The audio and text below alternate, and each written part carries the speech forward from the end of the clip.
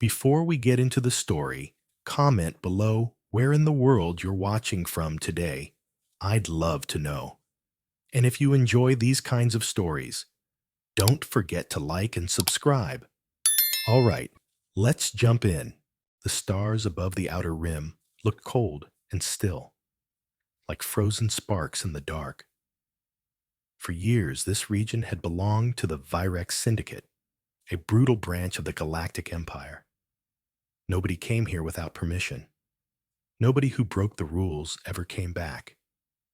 It was a place of silence, of control, of fear. But then it showed up. A ship. Huge. Metallic. Human. It didn't say anything. It didn't send a warning. It just appeared, hovering between two fractured moons, like it had always belonged there, like it was waiting.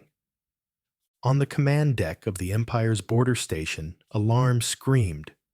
Commander Neril stared at the hologram in front of him, mandibles twitching, skin pale with confusion.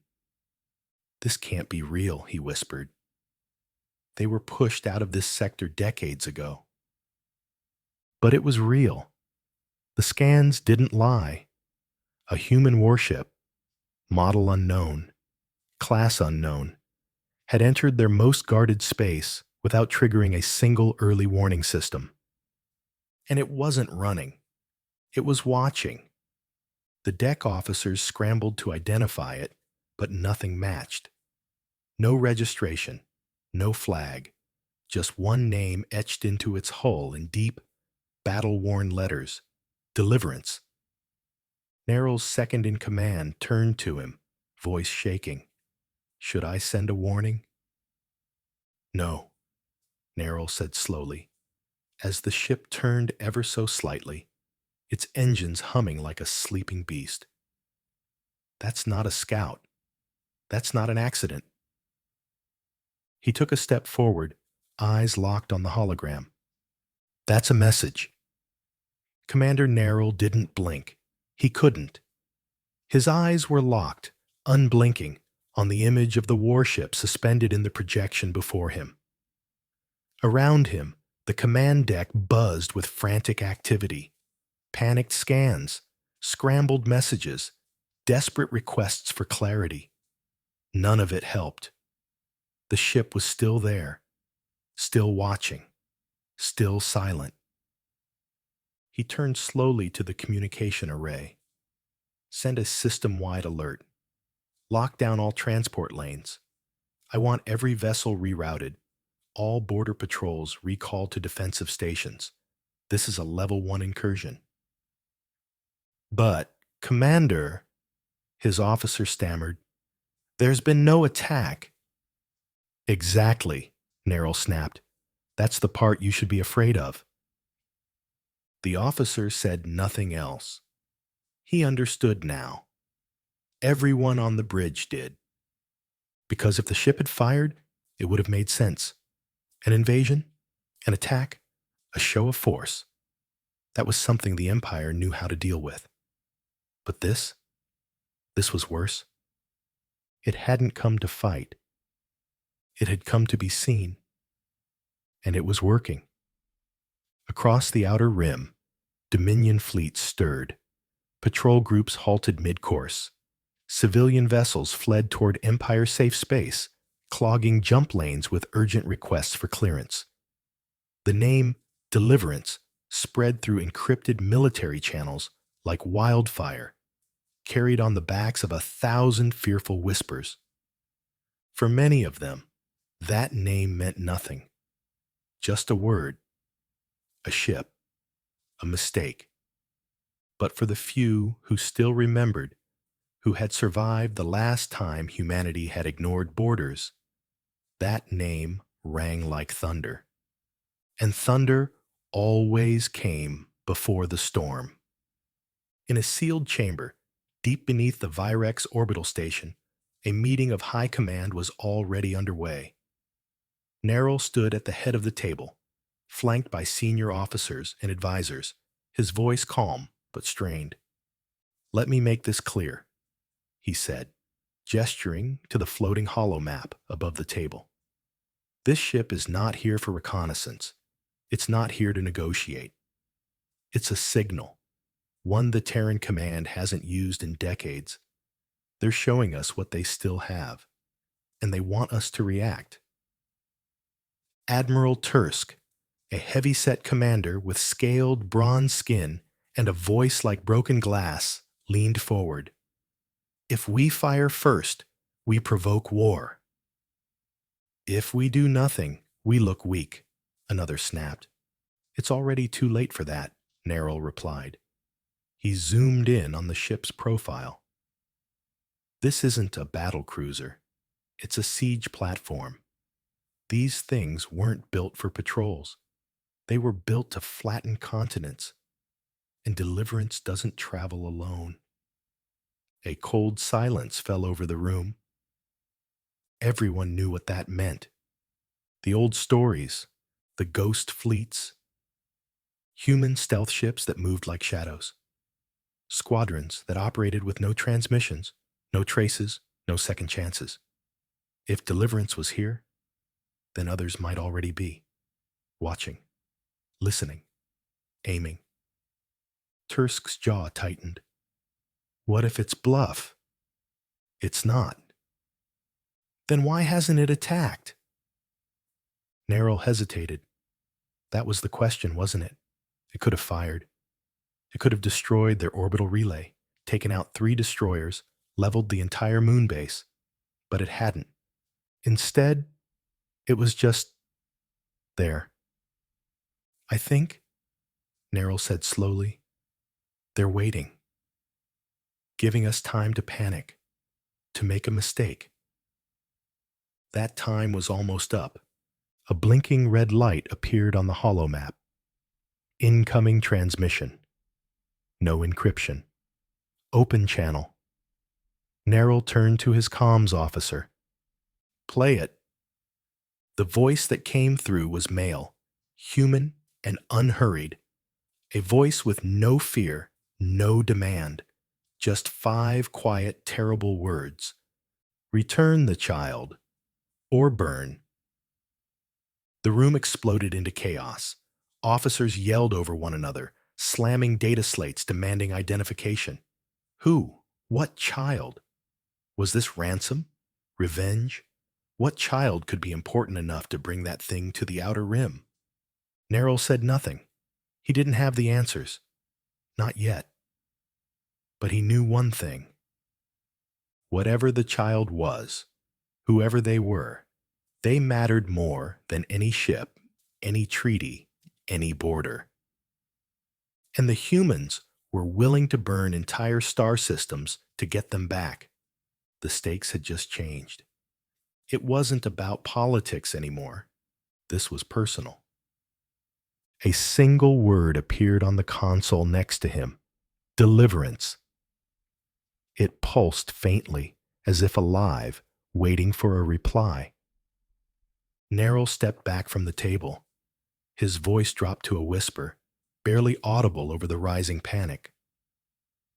Someone, somewhere, did something very stupid. He didn't need to finish the sentence. Everyone knew what came next. Far away from the noise of empire halls and trembling commanders, the bridge of the deliverance was still. Not quiet. There is a difference. But still. The kind of stillness that came before storms.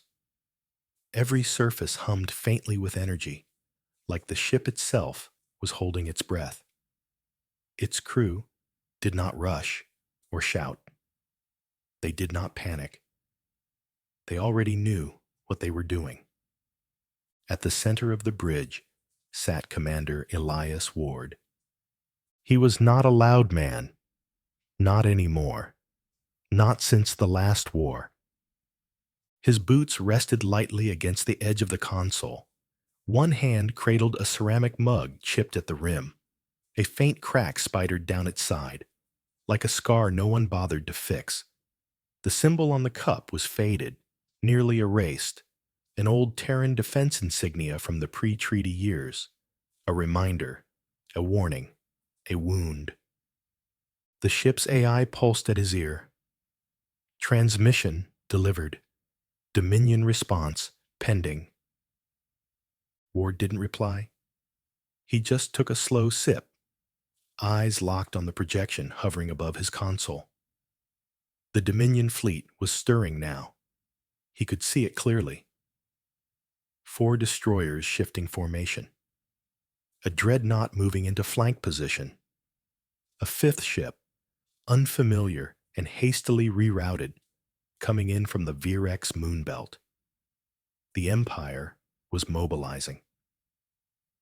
"They're scared," he said softly. A voice spoke from behind him. Sharp, clear, but respectful. "They should be." Lieutenant Mara Ose stepped up beside him, eyes scanning her terminal. She moved with efficiency, not fear. She had grown up hearing stories of this sector. Her father had fought during the treaty years, before the ceasefire, before humans had pulled back into silence. She knew what the Dominion had done, and what they had taken. Ward glanced over. Status on the other units? Stealth Wing is in position, all cloaks holding. Dominion hasn't picked them up. And the girl? Mara hesitated. She's stable, still in secure quarters, no change in readings. But, she paused, checking a set of diagnostics that made no immediate sense. The energy signatures around her are fluctuating. Explain. They're not hers. She tapped the screen. They're Dominion. Echoes of their encryption, bouncing off her neural feedback like she's listening to every frequency at once. Ward lowered his mug, setting it down slowly. She's still learning, he said, mostly to himself. Behind them, the bridge remained in ready mode. Lights low, weapons silent. Nothing aggressive, just waiting. That was the part the Dominion never understood about humans. Waiting was not weakness. It was preparation. Ward stood up, hands behind his back, as he stepped toward the forward viewport. Through the reinforced glass, the twin moons of Sector 977 floated in the dark, their fractured surfaces shining like broken glass. Beyond them, in the distance, the Dominion fleet bristled with movement, ships shifting like wolves, unsure if they'd found prey or something far worse. They're rerouting their gunships, Mara noted, forming a net. They think they can corner us. They think we're alone. Ward smiled faintly. Let them keep thinking that. He tapped a single button on the control panel. It brought up a tactical overlay of the sector, lines of Dominion vessels spreading into a trap, trying to box the Deliverance against the outer belt. A strategy from the last century. They hadn't learned. That was the problem with empires. They didn't evolve. They just expanded. Ward reached to the comm switch. Open a direct line to stealth units Echo 1 through Echo 7. Encrypt channel, light transmission only, silent check-in. The AI complied. 7 faint pings blinked green across the screen. All operational, all ready. Ward turned to Mara. Tell them to stay dark until I say otherwise. No engagement. Not yet. Aye, Commander. He moved back to the central console, the worn metal cold under his fingers. The data feeds pulsed with incoming information. Dominion frequencies, power signatures, intercepted orders. The Empire was winding up, inch by inch, toward action. That's what Ward had counted on. because they didn't know what they were dealing with. They thought the deliverance was the threat. They hadn't met the girl. Down in the secured medical bay of the warship, behind 3 layers of shielding and a rotating set of containment fields, she sat alone. Eva. No older than 12, her small frame wrapped in a clean gray uniform, bare feet swinging just above the floor. Her eyes stared at the wall in front of her, unblinking. Not scared, not sad, just quiet. A whisper of data fluttered past her ears. The ship's low hum, the encrypted Dominion channels, the vibrations in the hull. She heard them all. She didn't move. She didn't speak. But she listened. And slowly, she learned. The codes, the patterns, the voices of her enemies, the silence between their words. She wasn't born for this, not really. But somewhere in the black rooms of forgotten labs and shuttered Earth projects, someone had built her anyway. Built her to think faster, move quieter, survive longer, to change. And now, she was changing everything around her. Up on the bridge, Mara frowned. "Sir, I have something strange." Ward turned. "She's tapping into something. Dominion signals are bouncing, like they're being copied, mirrored, then overwritten." Ward narrowed his eyes. "She's rewriting them." "Sir, that shouldn't be possible." "It is," he said quietly, watching the red light spread across the fleet map. "She doesn't just adapt. She evolves." A moment later, a Dominion cruiser flickered on the screen, then vanished. No explosion, no warning, just gone. Alarms screamed on the Dominion side. Mara's console lit up in red. Contact lost with Dominion vessel Volus Edge. No debris, no distress signal. It just blinked out. Ward didn't flinch. "She's not sending a message. What is she doing?" He looked back out the viewport, eyes hard.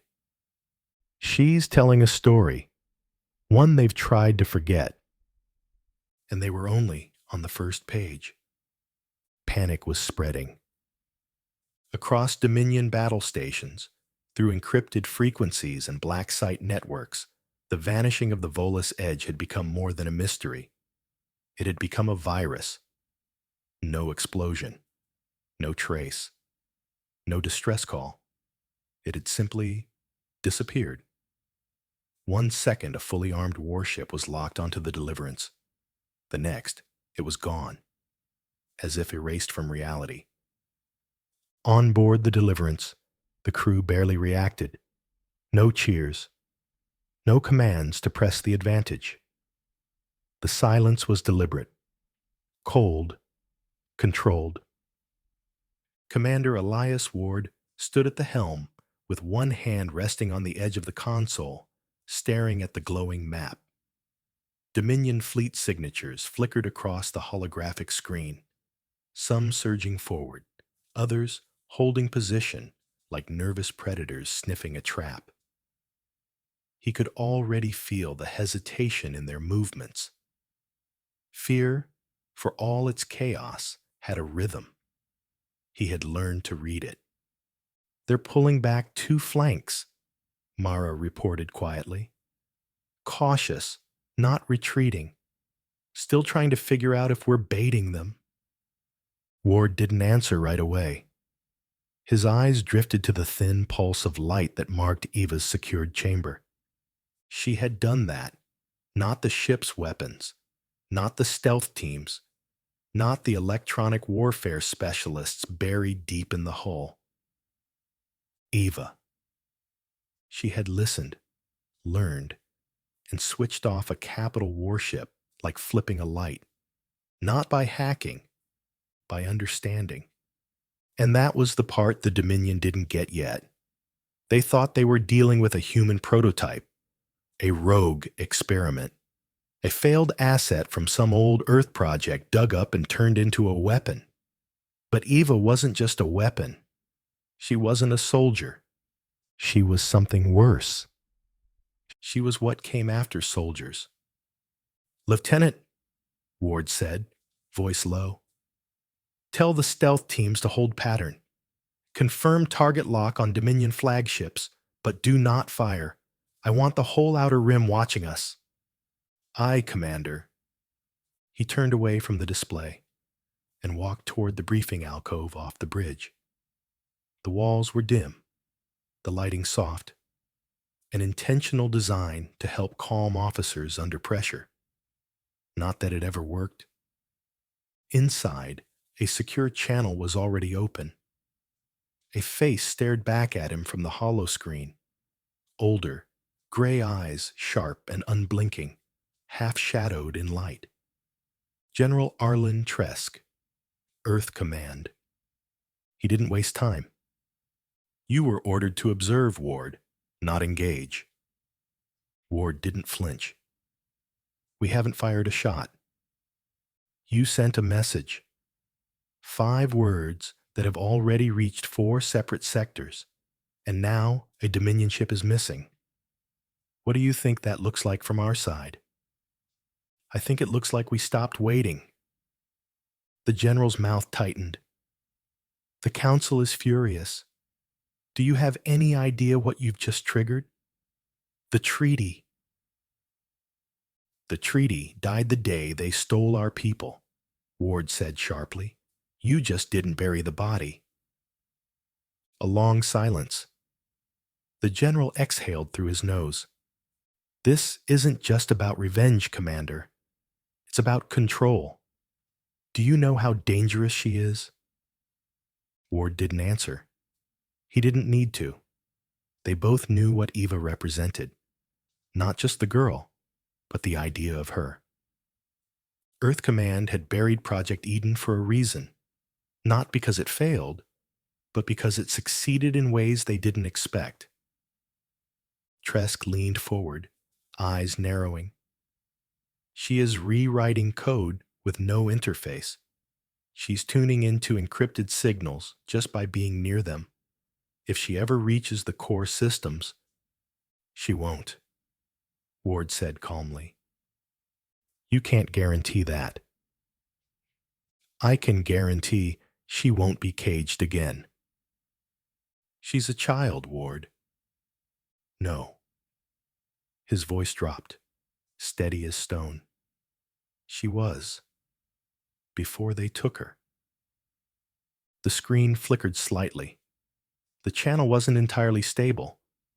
High bandwidth was hard to hold this far out. But the general's face remained clear enough to show the crack forming in his hard exterior. "What's your objective?" he finally asked. Ward didn't answer right away. Instead, he glanced back toward the map on the bridge, where red dots showed the enemy's unease. Then he turned back to the general. "We didn't come here to fight," he said. "We came here to remind them. Remind everyone what happens when you steal from humanity and think we won't come back." "You've already made your point." "No," Ward said. "We've only just begun the conversation." He cut the link. The hologram blinked out with a faint pop, and the soft light of the ship returned. A moment later, Mara entered the alcove, holding a small tablet. "Sir," she said carefully, "Eva is awake. She's asking to speak to you." Ward took the tablet without speaking. The screen showed a real-time visual feed of the secure med chamber. Eva sat cross-legged on the bench, eyes alert, hands resting on her knees. She looked calm. Too calm. "Put her through."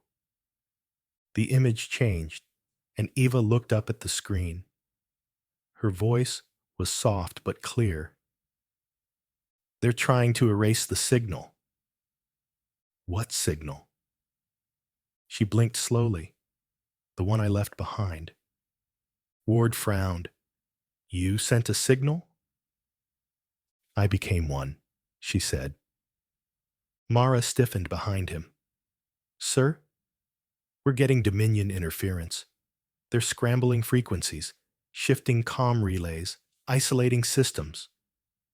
Trying to cut her out, Ward muttered. Eva continued. They're going to lock the sector down, not just ships. They'll purge records, shut down labs, erase everything. Ward leaned closer to the feed. Why? Because I found something, Eva said, and they don't want anyone else to see it. What did you find? She tilted her head.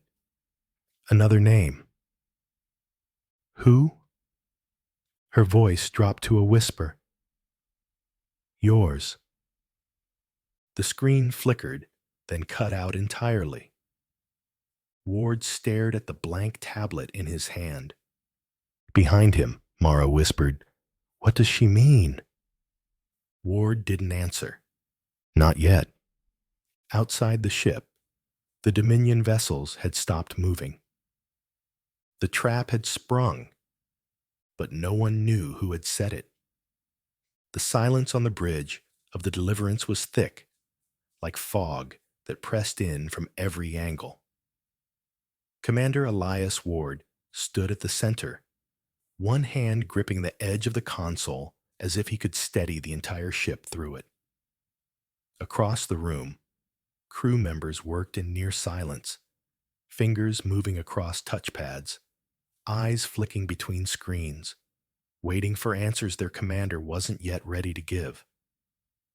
Eva had said his name, not in passing, not as a guess, as something known, something tied to the data she had found, buried deep in Dominion systems, protected by encryption no one had ever cracked, and she had accessed it in minutes, without trying. Ward's name. What the hell is going on? Mara's voice came from behind him, calm but taut, like a wire pulled just before it snaps. She didn't yell. She didn't press. But she had followed him through war and silence and exile. And she knew when something didn't add up. Ward turned slowly. I don't know, he said. Sir Dash. I don't, he repeated, voice harder now. But I'm going to find out. The screen on the main console blinked again. Dominion ships were spreading farther now, not advancing, not retreating, just circling, moving like scavengers around something they didn't understand.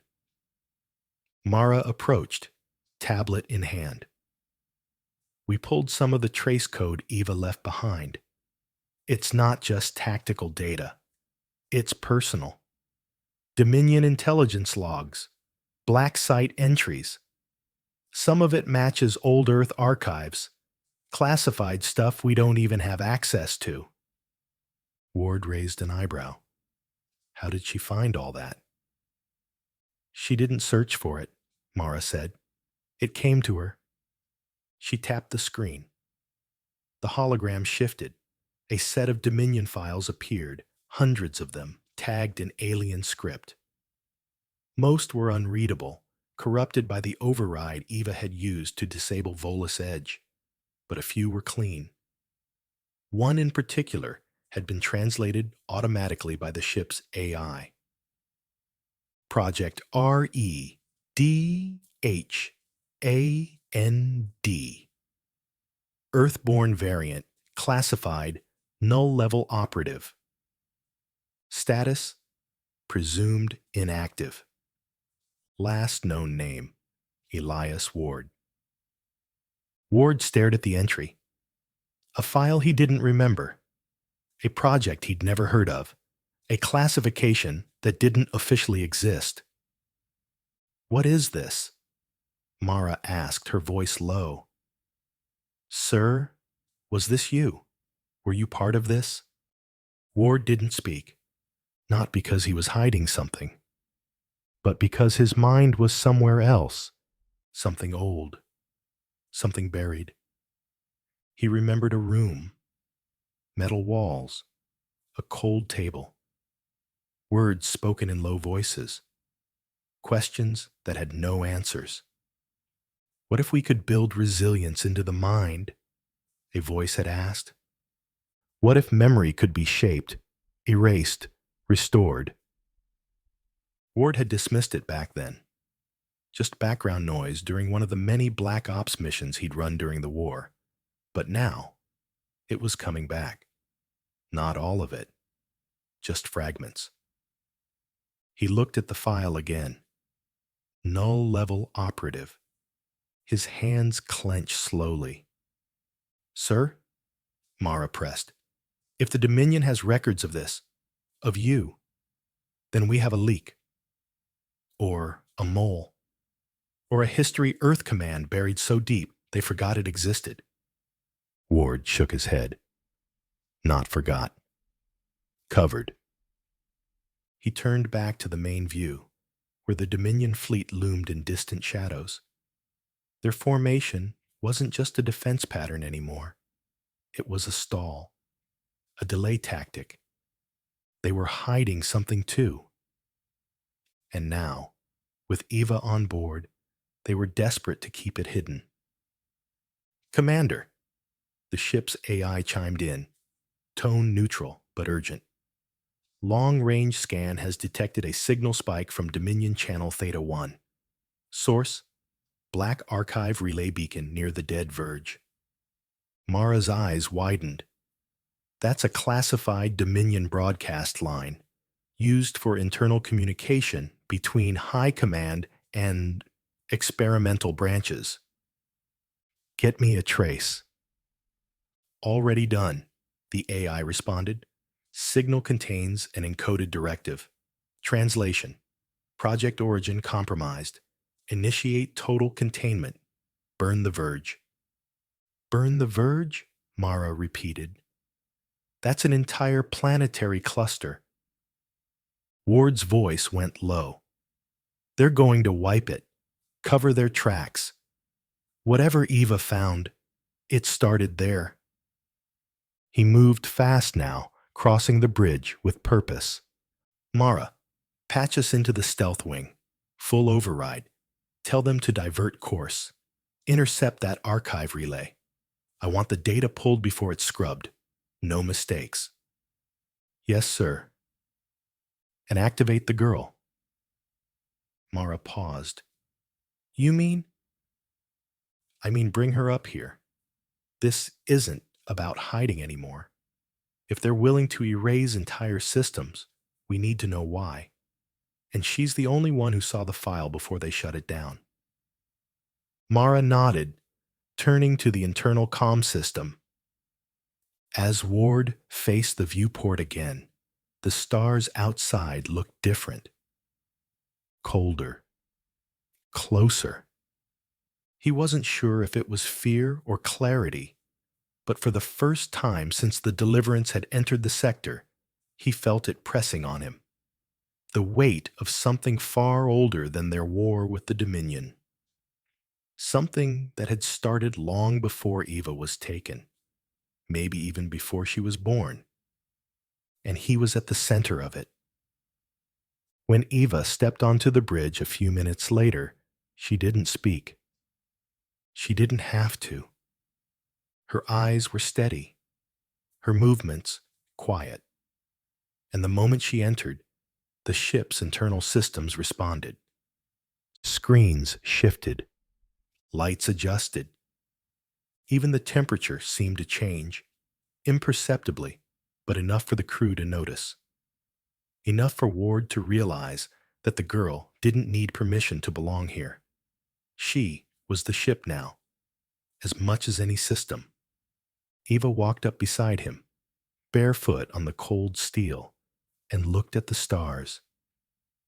I saw what they did to you, she said softly. They tried to turn you off. Ward didn't move. They almost succeeded, she continued. But not completely. You're still carrying it, you just don't remember. They built something inside you, too. He looked down at her. What did they build? She looked up at him. You. The archive relay floated in the dead verge like a forgotten god, ancient and silent. From a distance, it looked like a fragment of broken stone. But up close, the truth was clear. This was no relay. It was a lock. And someone had built it to make sure no one could open the door it sealed. The stealth frigate Harrow approached under full cloak, barely leaving a shimmer across the void. Inside, Lieutenant Sarah Imani and her infiltration team moved through pre-drop sequences, armored and silent. They had cracked dozens of black sites before, but none like this. "This is your stop," said the pilot. "You've got 8 minutes before the data core auto purges. They're already scrambling code from the Dominion side." Sarah nodded. "Then we don't miss." They launched like shadows, one by one through the vacuum, suits sealed, no comms. Just practice motion and intent. The hull of the relay was dead steel, ribbed with old Dominion insignia that had long since faded. As they breached the side entry port, a hiss of dead air escaped, and they dropped inside. The interior of the relay was dark, not just unlit. Dark, like the walls had swallowed light itself. And then they found it. At the core of the relay was no terminal, no control console, only a sphere, floating, humming faintly, made of material no human had cataloged. The room around it was scorched. There were signs of battle, scars in the walls, dried blood. Something had gone wrong here a long time ago. Sarah stepped forward, carefully scanning the surface. "This isn't just data storage," she whispered. "It's biological, organic tech dot." The sphere pulsed once, then it opened. No gears, no creaks, just a shift, like a thought had passed through it. A light flared, blinding and gold. And then everything changed. On board the Deliverance, alarms triggered. Mara spun to the console.